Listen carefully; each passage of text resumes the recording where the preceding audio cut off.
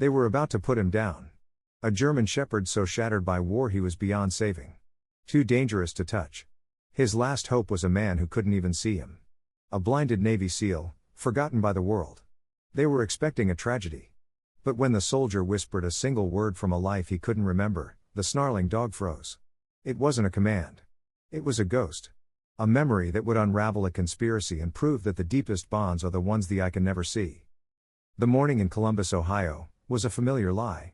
The air carried the damp, earthy scent of the Scioto River, a promise of clarity that the thick, industrial haze refused to honor. The city woke into a world cloaked in cool gray mist, a soft filter that blurred the sharp edges of the downtown skyline and muted the distant clang of freight trains. For Jack Callahan, the fog was an external reflection of his internal world. Blind, he didn't see the gray, but he felt it in the damp chill on his skin and heard it in the subdued sounds of a city holding its breath, waiting for the sun to break through. He stood by the open window of his small apartment in Franklinton, a ghost in his own life. The dark glasses he wore were a permanent fixture, a barrier between a scarred past and a world he no longer saw. At 36, Jack was a man forged in hardship, lean and corded with the muscle of a former Navy SEAL. His body was a map of past battles, but it was his stillness that was most unnerving. It was the absolute calm of a predator, or of a man who had seen too much and now saw nothing at all. He listened to the city come alive, the rumble of a COTA bus on the street below, the distant groan of machinery from the industrial district, the rhythms of a life he was no longer a part of. A polite knock echoed through his sparse living room. "Jack, it's Sam. We're going to be late if we don't get moving." Dr. Samuel Bennett entered without waiting for a reply. He was a man in his late 50s with kind, tired eyes and a slightly rumpled suit that spoke of long hours and too much empathy. A therapist for the Department of Veterans Affairs, he carried the weight of 100 soldiers' stories, and Jack's was one of the heaviest. He had been trying for 6 months to draw the former SEAL out of the silent fortress he'd built around himself. This trip was his latest, most desperate attempt. "I still don't see the point, Doc," Jack said, his voice a low rasp from disuse that morning. He turned from the window, his movements precise and economical. A man moving through a remembered world. "It's just a dog." "He's more than that," Sam replied gently, taking Jack's simple white cane from its hook by the door. "Chief Holloway said, this animal is a hard case, a soldier like you. They think you might be the only one who can get through to him." Jack let out a short, humorless laugh. "You want a blind man to connect with a dangerous dog? What's next, teaching fish to climb trees?" Despite the sarcasm, he took the cane Sam offered. The drive out of the city was a journey from one world to another. The cool, damp air of Columbus gradually gave way to the crisp, clean scent of the Ohio countryside. The sounds of the city faded, replaced by the steady hum of the highway. Jack sat in silence, his senses registering the change. He could feel the sun finally winning its battle against the mist, its warmth growing more intense on the window glass. They arrived at a low, functional complex surrounded by high chain-link fences. The sign read, Ohio State Canine Operations Center. The place smelled of hot concrete, disinfectant, and the faint, anxious scent of animals. It was a place of last chances. Waiting for them at the entrance was Chief Marcus Holloway. He was a man whose life story was etched on his weathered face. In his late 50s, with close-cropped gray hair and the ramrod posture of a career lawman, Holloway ran his unit with a firm but fair hand. He'd seen it all, and his eyes, a sharp, clear blue, missed nothing. "Dr. Bennett," he said, his handshake firm and brief. He turned his attention to the silent man beside the therapist. "Mr. Callahan, thank you for coming. I'll be honest, we're at the end of our rope here." "The doc seems to think I have a magic wand," Jack said flatly. Holloway's expression didn't change. "I don't believe in magic. I believe in soldiers, and that dog is a soldier, a broken one." He led them through the facility. The air was punctuated by occasional barks, some eager, others lonely. But as they neared one particular enclosure at the far end of the yard, an uneasy quiet fell. The other dogs seemed to give the area a wide berth. "His name is Havoc," Holloway explained, his voice low. 6-year-old German Shepherd, served with private contractors in Syria, survived 2 eyed blasts that killed his handlers. "He's been with us for 3 months. Holloway stopped, keeping a safe distance from the kennel. "In that time, he's put 3 of my best officers on medical leave. 1 needed surgery. He's unpredictable, vicious, and unresponsive to anyone. The department has him scheduled for euthanasia on Friday." Jack listened, his head tilted slightly. He could hear it now, the soft, near-silent pacing on concrete, the sound of controlled, steady breathing. "He's not a pet, Mr. Callahan," Holloway continued. "He's a weapon with a faulty trigger. But my youngest officer, Evie Reed, she insisted we try one last thing. She's the one who found your file." Jack said nothing. He took a step forward, his cane tapping lightly on the ground. "I wouldn't get any closer," Holloway warned. But Jack ignored him. He was using senses others had forgotten. He could feel the immense, coiled tension radiating from the kennel. It was a feeling he knew intimately. It was the feeling of a warrior trapped in a war that was supposed to be over, a silence filled with noise. He stopped just a few feet from the chain-link fence. Inside, Havoc stood motionless. He was a magnificent animal, broad-shouldered and powerful, his coat a deep sable and black. A thick, faded scar ran diagonally across his muzzle, and his left ear was slightly canted from an old injury. But it was his eyes that kept everyone at a distance. They were a stunning amber, burning with an intelligence and a rage that seemed to see right through a man and judge his soul. A low growl started deep in his chest, a promise of violence. Sam instinctively took a step back. Chief Holloway put a hand on the holstered pistol at his belt, a reflexive habit. Jack remained perfectly still. He didn't try to coax the dog with soft words. He didn't offer a hand.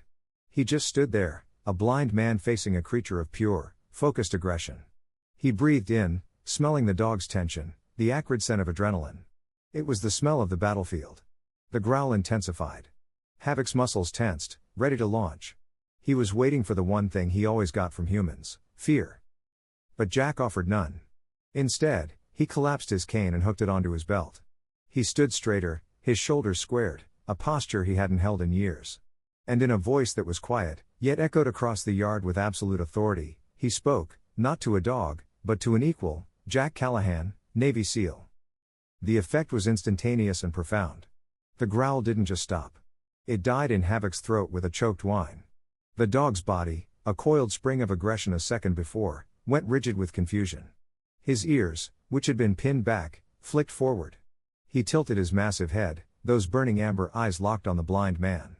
He saw no fear, only a strange, unnerving familiarity. He saw a soldier.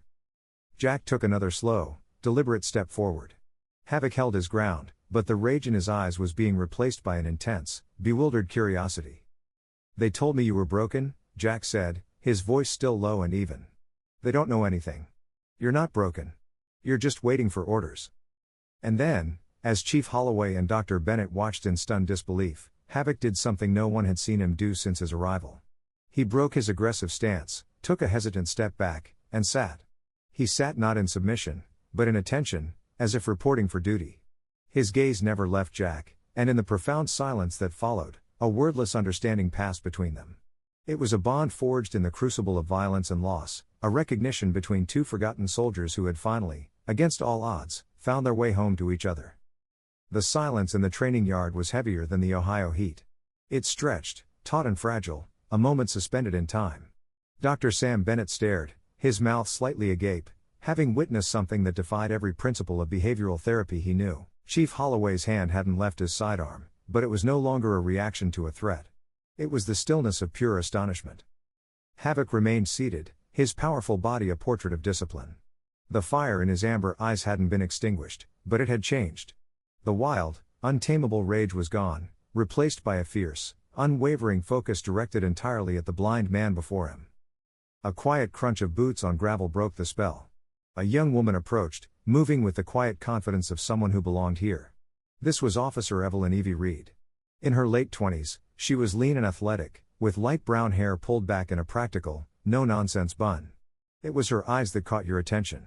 They were a sharp, intelligent green, and they shone with a fierce, almost stubborn belief in the animals others had written off. She was the one who had spent 3 nights digging through old VA and Special Forces databases until a chance keyword search had coughed up Jack Callahan's heavily redacted file. "Chief," she said, her voice even, though her eyes were wide with a mixture of hope and disbelief.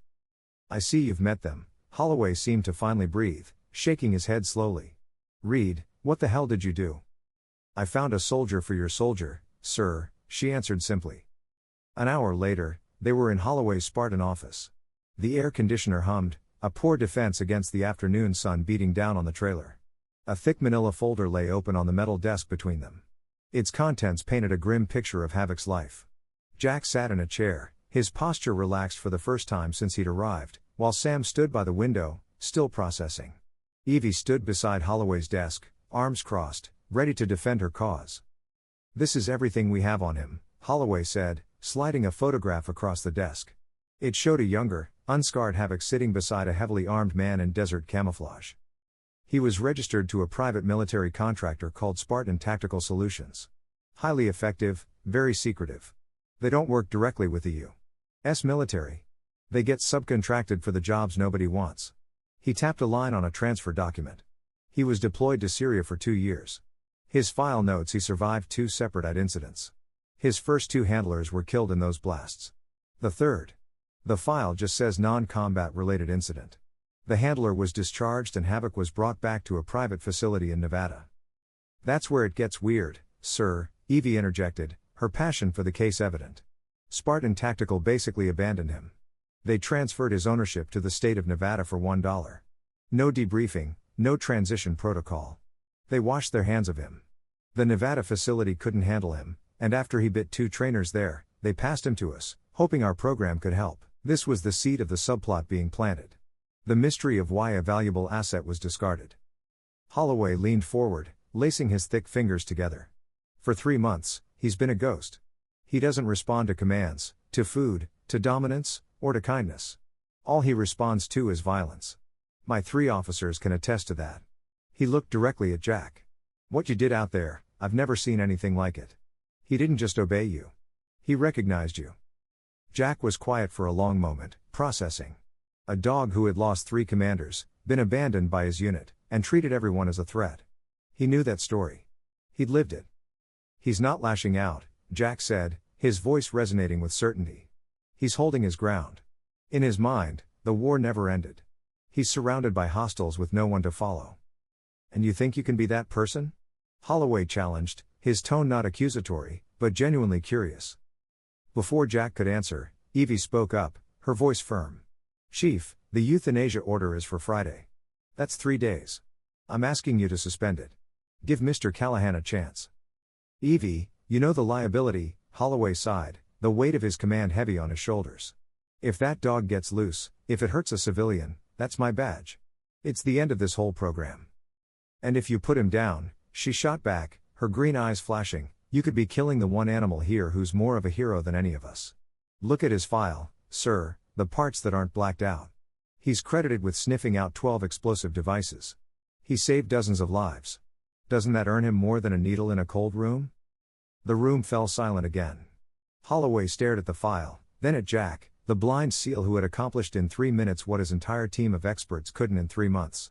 He saw the logic in Evie's plea, the undeniable truth of what he had witnessed with his own eyes. He was a man of rules and regulations, but he was also a man who understood loyalty and the debts owed to those who served. He closed the folder with a decisive thud. "Friday is off the table," he declared. "For now." He turned his full attention to Jack. "Mr. Callahan, I can't officially hire you. I can't pay you, but I can issue you a temporary civilian volunteer pass. You'll have a room here at the facility. You have full access to Havoc. You have 1 week, 7 days. Show me this wasn't a fluke. Show me you can bring him back from whatever hell he's in." He leaned forward, his expression dead serious. "But if there is one incident, one sign of unchecked aggression towards you, my staff, or another animal, the deal is off. Do you understand?" Dr. Bennett started to protest. "Chief, my patient's safety." "I accept," Jack said, cutting him off. His decision was instant and absolute. This wasn't a therapy exercise anymore. It was a mission. Evie Reed's shoulders relaxed, a wave of relief washing over her face. She gave Jack a slight, grateful nod.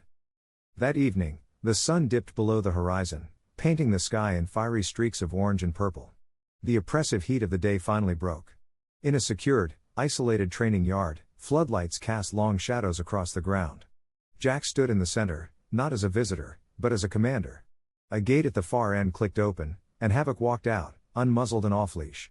The dog trotted directly to Jack's side, the picture of calm and control. He sat, looking up at the man, waiting. Jack knelt, his hand moving slowly, and for the first time, he rested it on Havoc's head. The dog's coarse fur was warm beneath his touch. Havoc leaned into the contact, letting out a soft, low sigh. It wasn't the sound of a weapon being disarmed, but of a soldier finally reporting home. The first day began not with a bang, but with a breath. Jack woke on the narrow cot in the small, clean room assigned to him, and for the first time in years, the silence wasn't empty. From a mat on the floor beside the bed, he heard the soft, steady breathing of a sleeping animal. It was the sound of a sentinel on watch, a presence that was both calming and electric. For the first time since losing his sight, Jack Callahan hadn't woken up alone. He swung his legs over the side of the bed. Havoc's breathing hitched, then resumed its steady rhythm as the dog's head came up, his ears swiveling to track the man's movement. There was no growl, no tension, only observation. This was their new language, a vocabulary of sound, scent, and presence. Their first session took place in the same isolated yard where they had reconnected. Evie Reed watched from an observation room, a notebook forgotten in her lap. There were no obstacle courses, no bite sleeves, no shouted commands. Just stillness. Jack stood in the center of the yard while Havoc explored the perimeter, his powerful nose cataloging every scent. He was an animal mapping his territory, but his path always curved back toward the silent man, a planet orbiting its sun. After a long while, Jack sat down on the dusty ground, crossing his legs. He didn't call the dog. He just waited. Curiosity finally won. Havoc approached slowly, his claws making soft clicking sounds on the hard-packed earth. He circled Jack once, scenting the air, and then sat a few feet away, facing the same direction, a soldier taking up a position on the flank. The quiet was broken by the clang of a nearby gate. A burly officer with a skeptical face and a fresh bandage on his forearm walked by the edge of their yard. This was Officer Davis, Havoc's last victim. He stared, his expression a mixture of fear and contempt. Havoc's reaction was immediate. A low rumble started deep in his throat. The hackles on his back rose and his body went rigid. The calm soldier was gone, replaced in an instant by the volatile weapon they all knew. "See," Davis called out, his voice dripping with sarcasm. "He's a ticking time bomb." Evie reached for her radio, ready to order Jack to safety. But Jack didn't move. He didn't yell no or stand down. He just made a low, soft humming sound in his own chest, a vibration that was felt more than heard. Then he slowly extended a hand, palm down, in Havoc's direction without trying to touch him. It wasn't a command. It was an offering. "I am here. I am calm. Be calm with me." Havoc's growl faltered. His ears flicked toward Jack, then toward Davis, then back to Jack. The deep, menacing rumble subsided into a tense whine. He took a half step closer to Jack, pressing himself against the man's leg. The message was clear. "This is my commander. Stay away." Davis scoffed and walked away, but Evie watched, mesmerized. Jack hadn't subdued the dog. He had anchored him. Miles away, in a bustling coffee shop in Columbus's Short North District, Evie Reed was chasing a different kind of lead. The Spartan Tactical Solutions file was a dead end of redacted pages and bureaucratic silence. She needed someone who could walk through digital walls. Across the small table from her was Finian Finn O'Connell. He was a man who seemed to be powered by caffeine and conspiracy theories, thin and wiry with a restless energy. A freelance data journalist, Finn made a living digging up the secrets corporations and governments tried to bury. He pushed a lock of dark hair out of his eyes and took a long sip of espresso. "Spartan Tactical," he mused, tapping his fingers on his laptop. "You're swimming with sharks, Reed. These guys are ghosts. They subcontract for the CIA, the DoD, you name it.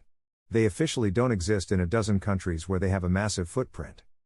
Their file on this K9 is a mess, Finn," Evie said, keeping her voice low. "They abandoned a highly trained, million-dollar asset for no reason.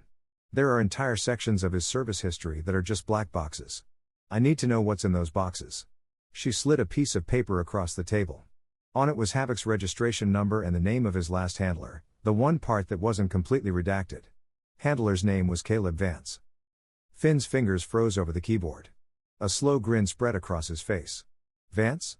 Now that's interesting. Any relation to General Harrison Vance?" Evie frowned. "The one on the Senate Armed Services Committee?" "I don't know." "Oh, this is good," Finn said, his eyes glittering with the thrill of the hunt. "This isn't just a loose end, Evie.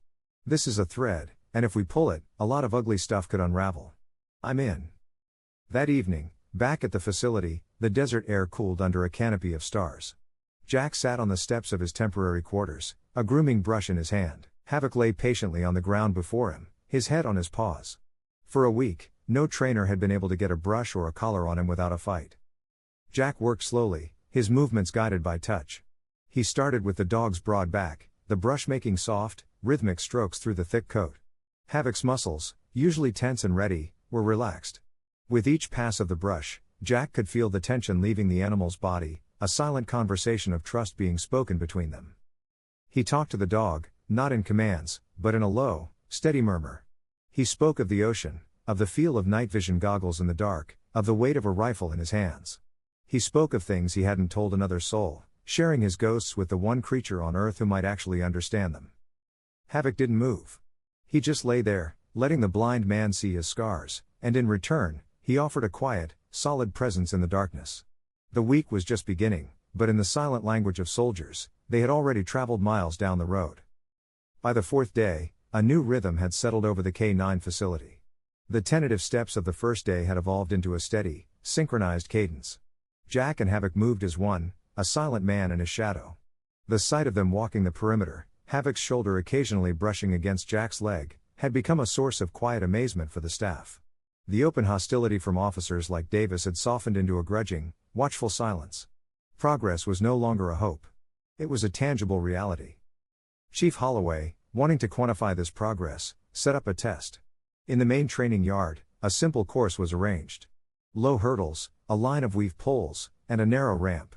For a sighted handler and a trained dog, it was a routine exercise. For a blind man and a dog communicating through an unspoken language, it was considered impossible. Evie stood with Holloway in the observation tower, her heart hammering with an anxious rhythm. "Sir, maybe this is too much, too soon," she offered, her gaze fixed on the two figures below. "Time to see what's real, Reed," Holloway said, crossing his arms. "Is it a bond, or was it just a fluke?" Down in the yard, Jack held a simple leather leash, but it hung slack in his hand. This wasn't about control. He stood at the head of the course, running his hand over the first low hurdle, memorizing its height and position. Havoc stood patiently beside him, his body alert, his eyes on Jack. Jack clicked his tongue twice, softly. It was their signal to begin. He started walking, his pace measured, his cane sweeping the ground before him. As they neared the first hurdle, he gave a slight upward tug on the leash, a gesture that was almost invisible from the tower. It wasn't a command to jump, but a signal. "Get ready." Havoc, in perfect sync, cleared the obstacle with a fluid, graceful leap, landing silently and immediately falling back into step with Jack. They moved to the weave poles. This was the true test of their connection. Jack couldn't see the path. He tapped his cane against the base of the first pole, giving Havoc a physical reference point. Then, using nothing more than the subtle pressure of his leg against the dog's flank and a light tension in the leash, he guided him left, right. They moved through the poles in a seamless, liquid dance. It was breathtaking to watch. They weren't just a man and a dog. They were a single entity navigating the world through a shared consciousness. As they successfully cleared the last pole, Evie let out a breath she didn't realize she'd been holding.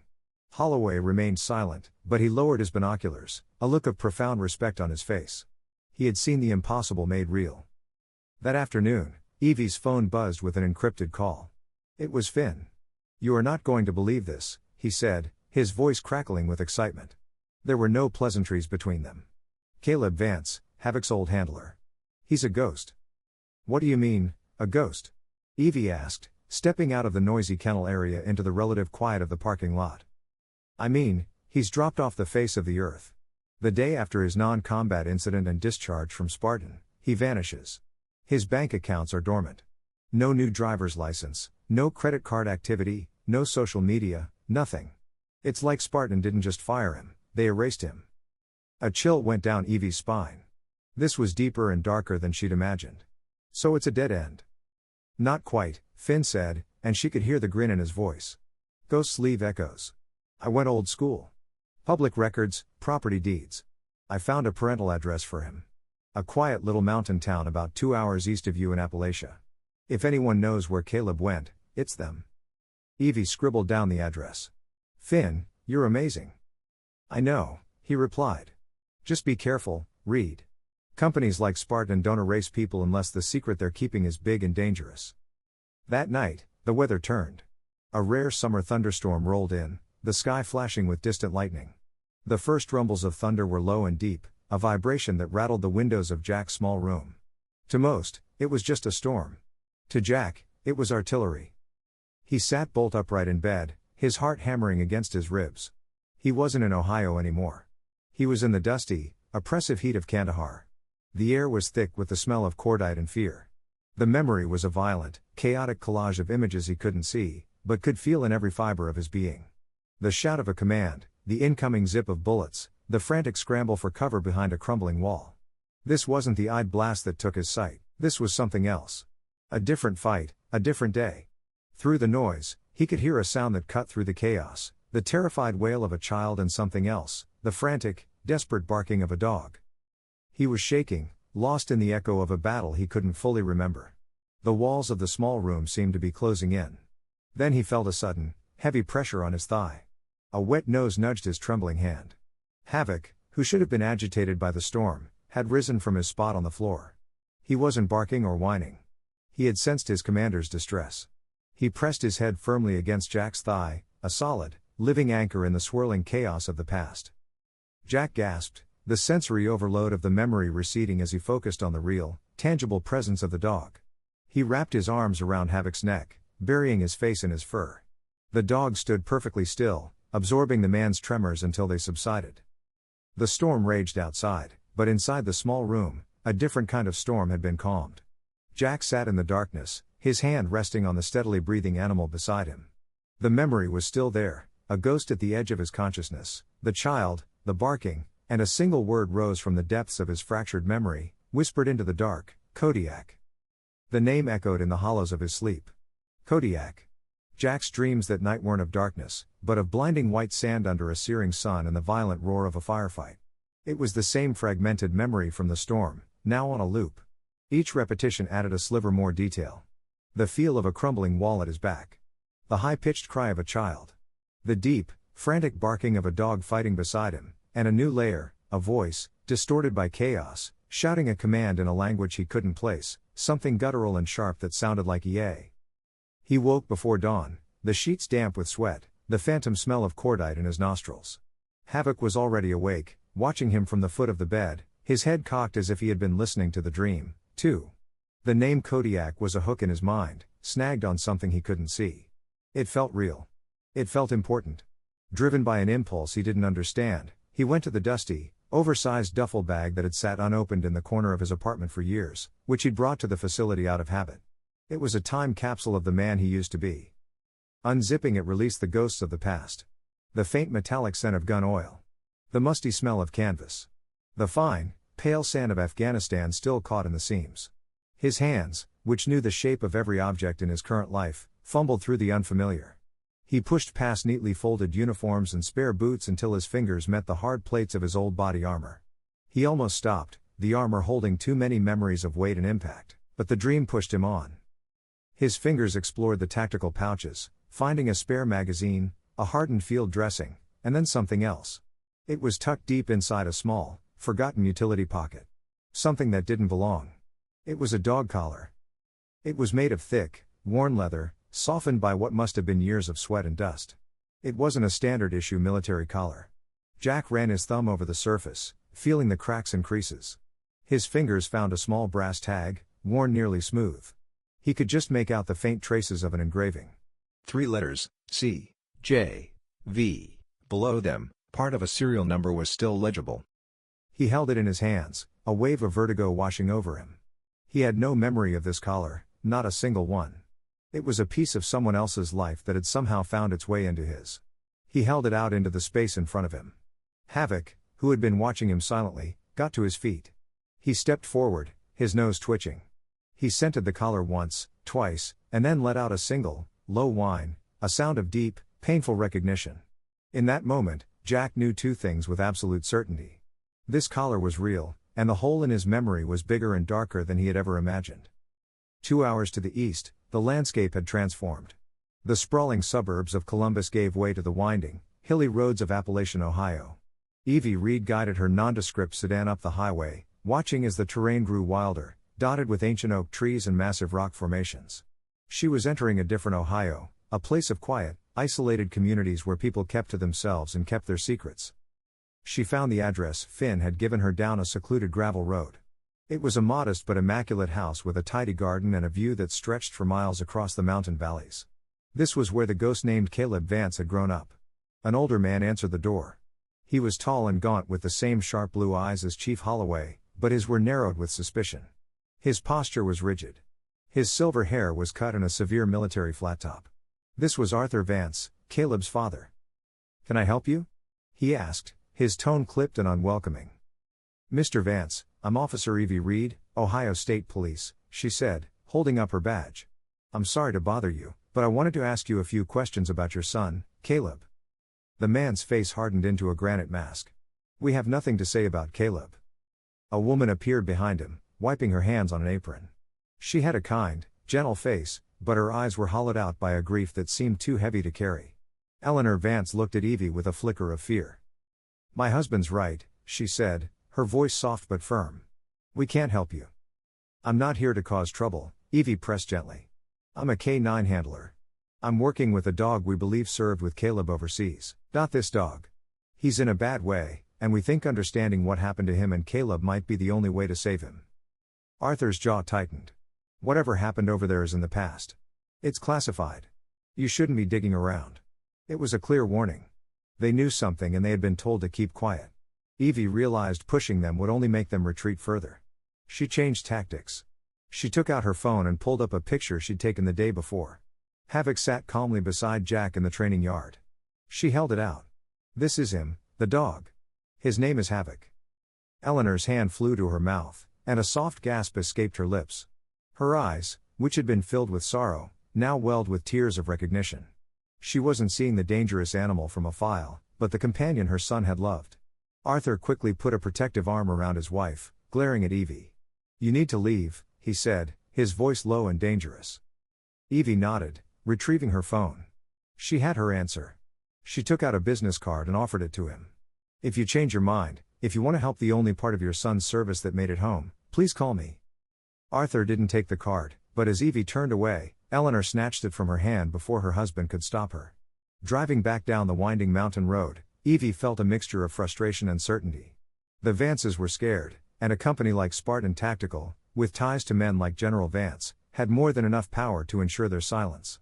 But she had seen the look in Eleanor's eyes. She had planted a seed. Now all she could do was wait and hope it would grow.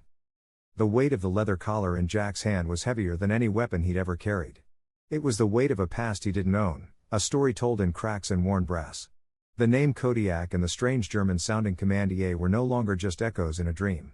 They felt like his own words, his own history, stolen. He knew he couldn't keep this to himself. The time for silent brooding was over. With Havoc walking quietly at his heel, a steady, reassuring presence, he followed the familiar path to Chief Holloway's office.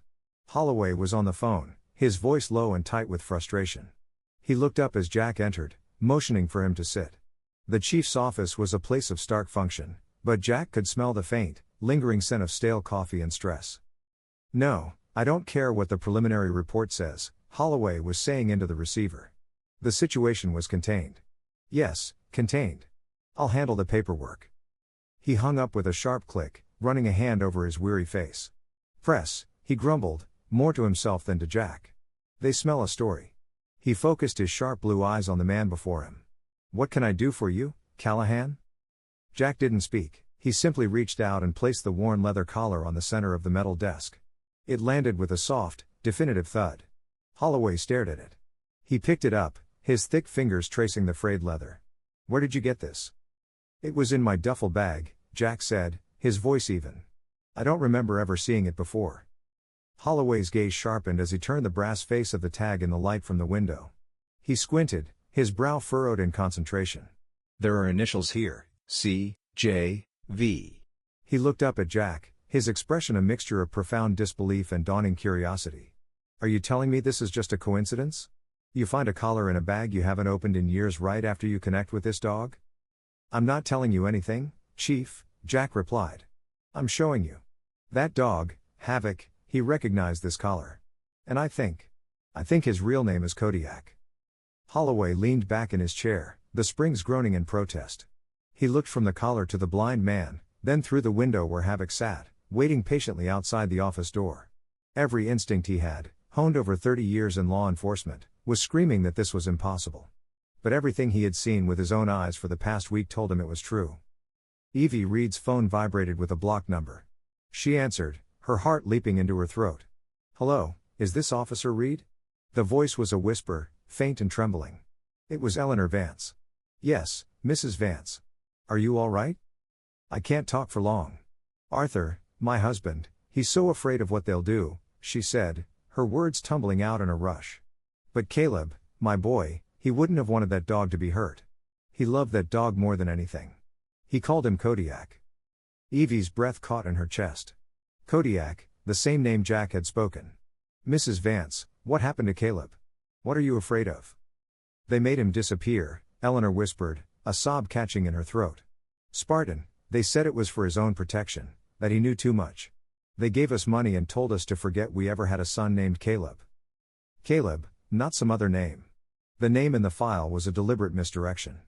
Caleb Vance. "Before he left," Eleanor continued, a bit of strength entering her voice, "he gave me something.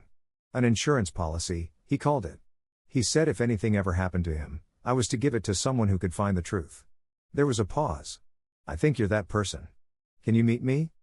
An hour later, Evie sat on a solitary bench in a quiet corner of a Columbus park, the scent of roses and damp earth heavy in the air. Eleanor Vance approached, a scarf over her head, her movements furtive. She looked smaller and more fragile than she had at her home. Without a word, she pressed a small object into Evie's hand.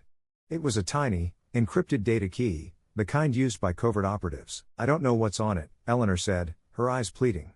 "But he said it was everything. Please find out what they did to my boy. Find out why they took him and his dog away."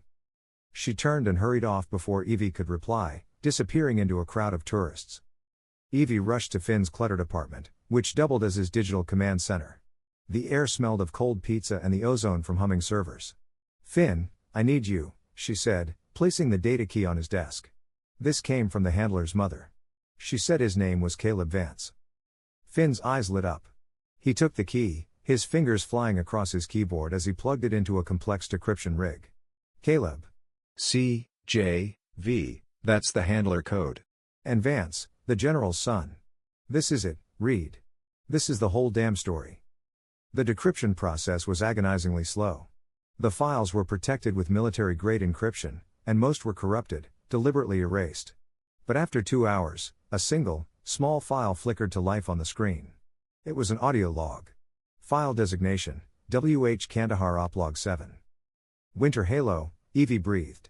Finn worked his magic, cleaning up the layers of static, and then a voice cut through the noise. It was younger, sharper, but it was unmistakably Jack Callahan.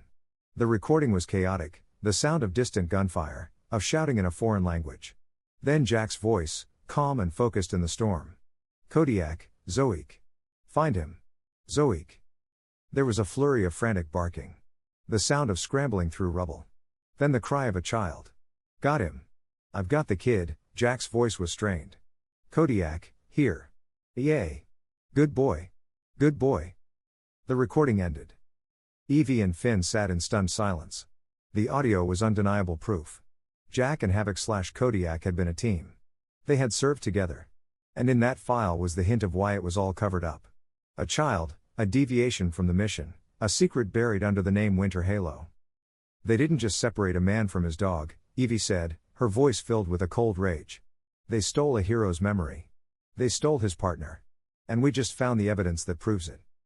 The end of the week arrived with a sense of fragile victory. Havoc was a different animal. The ghost of the volatile weapon was gone, replaced by a disciplined soldier. To formalize the progress, Chief Holloway had authorized a final test, a controlled walk through a quiet, semi-public space near the riverfront. It was a calculated risk, a necessary step to prove Havoc wasn't a liability. With Evie following at a discreet distance, Jack and Havoc moved along the sun-drenched promenade. The air was fresh, the sounds of birds and the distant toll of a city clock a peaceful backdrop.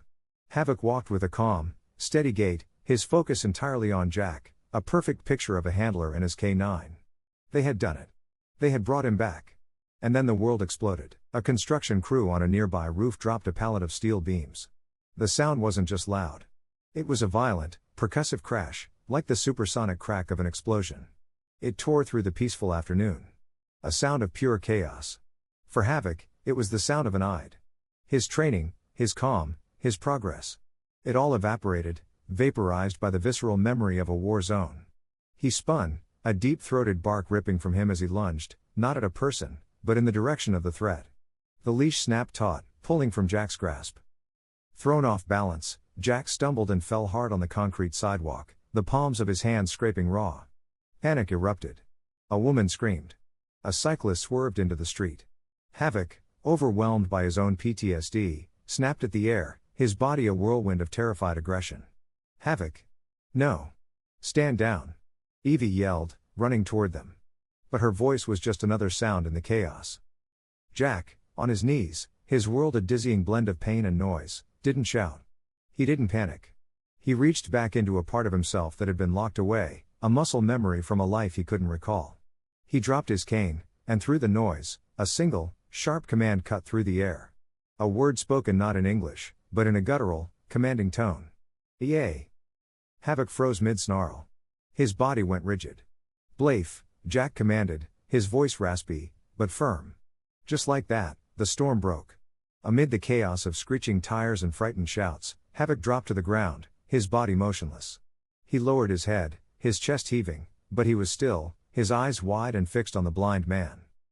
Across the street, a young woman named Melanie, with neon pink hair and a phone that was a permanent extension of her hand, lowered her device. She had recorded the whole thing, the terrifying lunge, the blind man's fall, and the unbelievable whispered command that stopped the monster in its tracks. She typed a quick caption, "Crazy. Police dog goes wild, attacks blind handler," and hit upload. Within minutes, the video was viral. The fallout was immediate and severe. Back at the facility, Holloway slammed down his office phone, his face a grim mask. "That was Deputy Chief Evans," he growled. Evans, a career politician in a police uniform, was a man who saw the world in terms of liability and bad press. The video has 100,000 views. The mayor's office is calling him. He wants the dog gone. Not transferred. Gone. He's calling it a public safety euthanasia order. He's giving me until noon tomorrow. You can't let them do that, Evie pleaded, her face pale. It wasn't a breakdown. It was a memory. It was reliving something. And Jack brought him back. It doesn't matter what it was, Reed, Holloway countered, the weight of his command crushing him. It only matters what it looked like. And it looked like we put a ticking time bomb on a public street. Then we'll show them the truth, Evie said, her voice dropping, now filled with a dangerous resolve. Give me what's left of our time. You gave us a week. We have until tomorrow. Let me show Jack the truth. The whole truth. Holloway stared at her, then at the wall, then back again. He was trapped between the bureaucracy of the department and the undeniable truth he had witnessed. You have until morning, he said, his voice barely a whisper. Then it's out of my hands. Evie wasted no time. She found Jack in his room, tending to the scrapes on his hands, Havoc lying silently at his feet like a penitent child. She sat down, her expression grim, and placed the small, encrypted data key on the table beside him. It's time you knew. She laid it all out. She told him about Caleb Vance, the general's son. She told him about Operation Winter Halo. And then she played the audio file. Jack sat motionless as his own younger voice filled the small room. He heard himself giving commands to Kodiak. He heard the child's cry. He heard himself succeeding in a rescue he had no memory of. It was like watching a ghost, his own. You saved a civilian child against a direct order, Evie explained softly. Spartan and the general couldn't afford a scandal. Caleb was your teammate. They made him disappear. And you? They couldn't disappear a SEAL, so they did the next best thing. They buried the mission. And with it, they buried your memory of the dog who fought beside you. The pieces clicked into place. A mosaic of a stolen past. Kodiak, the collar, the dreams. He reached out and placed a trembling hand on Havoc's head. They abandoned you, he whispered. Their time was cut short by the crunch of tires on gravel outside. Two black, unmarked SUVs had pulled up to the facility gates, their tinted windows hiding the men inside. A man in a perfectly tailored dark suit stepped out. He was of average height and build, but he moved with a quiet, unsettling efficiency. This was Agent Croft. His face was a flat, emotionless mask, and his eyes were the color of cold steel. He was not here to negotiate. He presented Holloway with a document bearing a federal seal. Chief, under the authority of the National Security Act, we are here to take possession of asset RZK-17. "This is a police facility, not a federal warehouse," Holloway said, holding his ground, though he knew he was outmatched. "This asset was involved in a classified operation," Croft stated, his voice flat and devoid of emotion. "It is now a national security risk. You will stand aside or you will be charged with obstructing a federal investigation." Croft's men, all dressed in similar dark suits, started toward the yard, but Evie blocked their path. Her face was set, her fear eclipsed by rage. "You're not taking him," she said. Croft gave her a dismissive glance. "Ma'am, you are out of your depth." "Am I?" Evie held up the small data key between her thumb and forefinger. "This key contains the unredacted audio log from Operation Winter Halo, detailing the illegal order to abandon a child and Sergeant Callahan's heroic actions to save her. A copy has been uploaded to a server with a dead man's switch. It's set to be delivered to the Washington Post, the New York Times, and Senator Morrison on the Armed Services Committee. If you take one more step, the whole story breaks." Croft froze. He stared at her, his cold eyes trying to analyze her for the bluff. It was a high-stakes gamble, a desperate bet with their lives and careers. After a silence that stretched for an eternity, Croft gave a slight shake of his head to his men. They stopped. "This isn't over," he said, his voice a quiet promise of retribution. "No," Evie agreed, her voice even despite the adrenaline coursing through her. "It's just getting started." The temporary victory felt like the silence before an artillery barrage. The black SUVs were gone, but the stench of their threat lingered in the air. They all knew Agent Croft and the powerful men he worked for wouldn't be deterred by a bluff for long.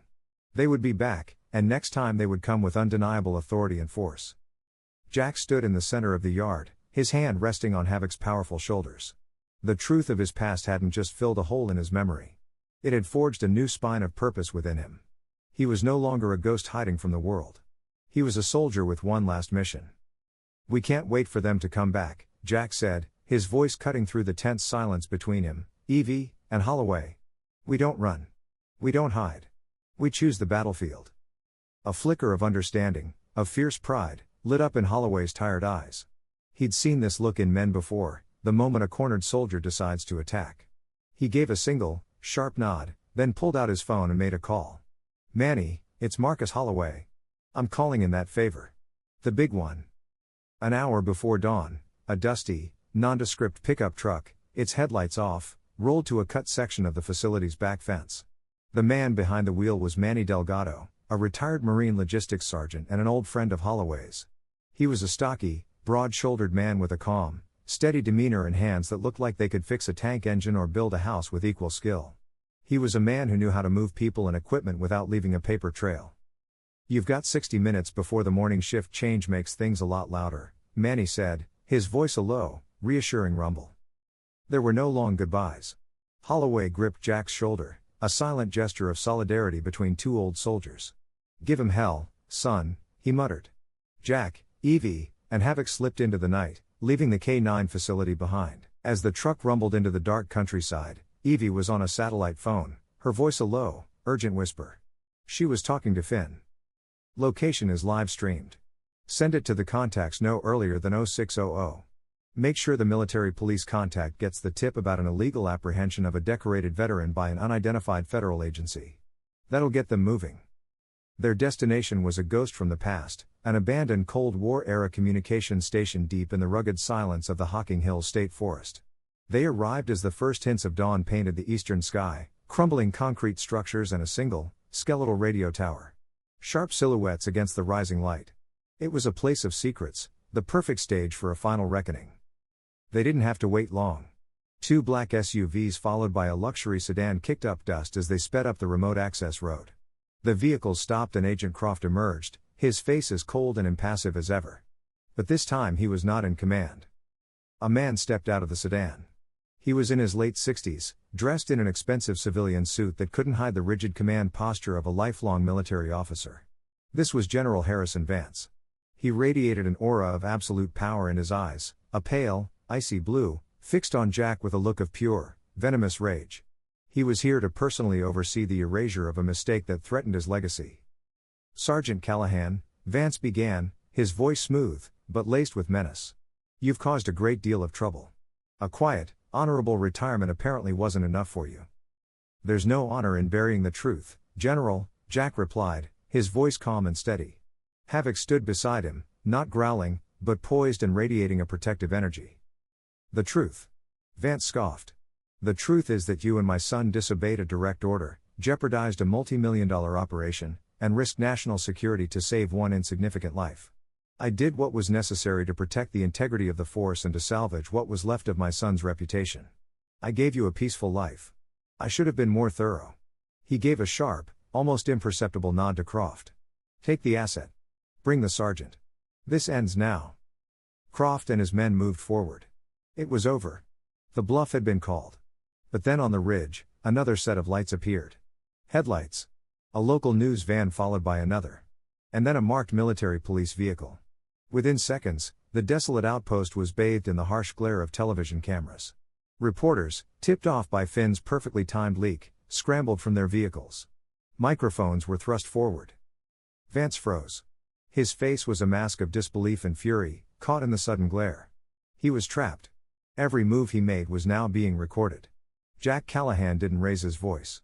He didn't have to. He stood tall, the morning sun now rising behind him, and simply told his story. He spoke of Operation Winter Halo, of a young teammate named Caleb Vance, and of a brave dog named Kodiak. He spoke of a child's life and of a bond that not even a conspiracy could break. 3 months later, the sun shone down on a different kind of ceremony. In a formal proceeding, Sergeant Jack Callahan was honorably discharged from the United States Navy, his record officially amended. He was awarded the Silver Star for his actions of valor during Operation Winter Halo, actions that had until now been buried in darkness.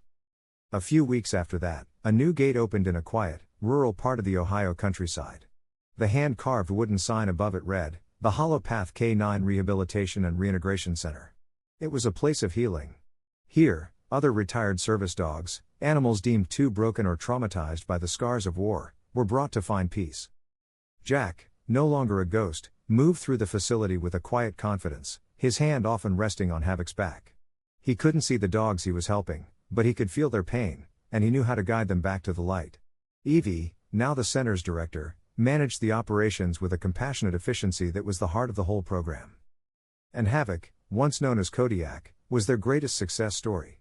He was the calm, steady alpha of the pack, a living testament that no soldier, man or dog, is ever truly lost. He was the guide for the new arrivals, a silent reminder that the path out of the darkness, no matter how hollow it seems, can always lead you home.